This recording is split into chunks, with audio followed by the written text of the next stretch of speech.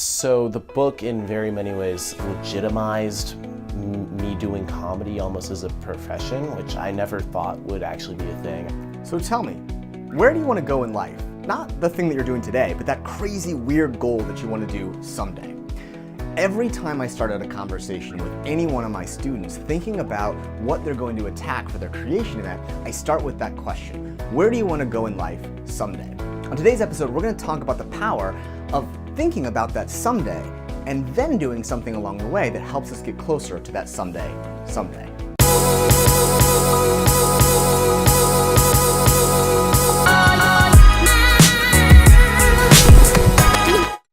So the book in very many ways legitimized me doing comedy almost as a profession, which I never thought would actually be a thing. I always thought I'd go into marketing or something.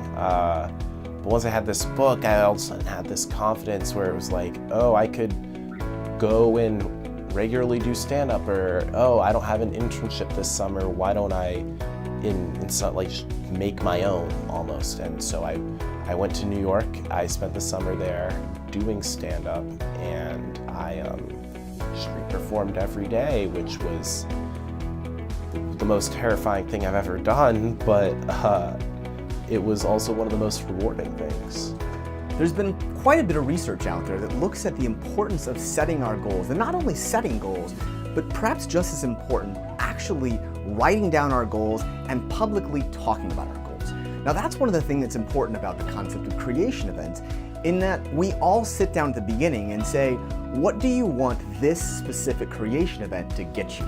I think that simple act of saying, I want to someday be a comedian, I want to someday be an artist, I want to someday be a museum curator, whatever those simple goals are, by simply saying what they are publicly and what we hope someday we get to do, and then taking those steps forward in it, the reality is that someday starts to become today.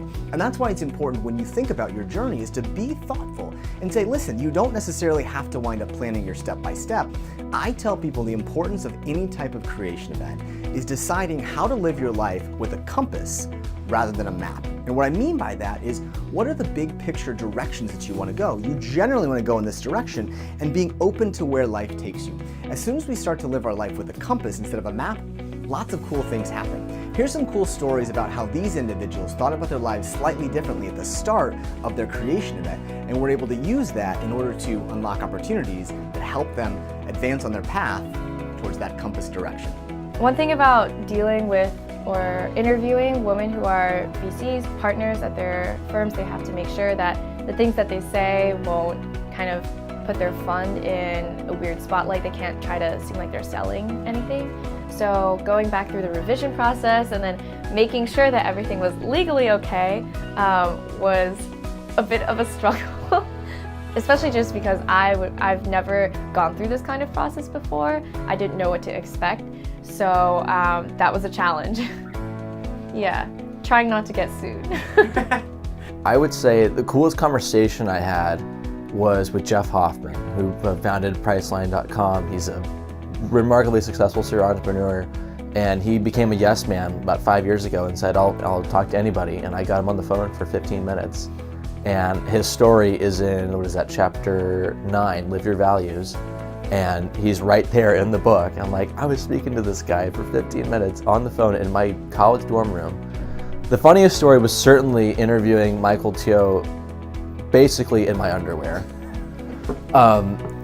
Giving that ridiculous story of not recognizing the time difference between here and Malaysia, but it made it work. So yeah, I'll learn that one next time. And so I get on the phone with this woman who I just knew was a strategist at BBDO in Chicago, and it was like super cool.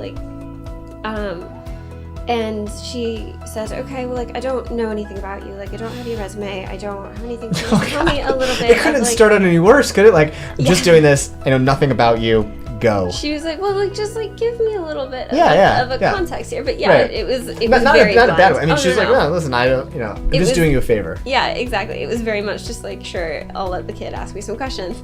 And I start talking about obviously what I'm doing, a huge part of which is the book. And she stops me for a second. She goes, "Wait, tell me more," because I'm trying to come up with like a client strategy. I can't tell you who it is, but like I'm trying to pitch something to a client in the food world. No way. Yeah. Really? The conversation instantly turns from me asking her questions about like her career and how she got there and like all that stuff. Wow. And I hadn't even gotten to those questions at this point. It was truly like, who are you? It's like, wait a second. Yeah. You could help me is sort of what it turned into right away. It turned immediately into that. And next thing, like 30 minutes later, for 30 minutes, we had been talking about like what trends I was seeing and what she had already been considering and me kind of responding to, and like, no way. Yeah, it just became this collaborative thing. So it went from being, hey, I'm like this kid, right? Like hoping to learn from you, to basically you're a peer helping me build a strategy to pitch a client. Absolutely. It's the coolest job interview story I've ever heard. Like, that's amazing. It was great.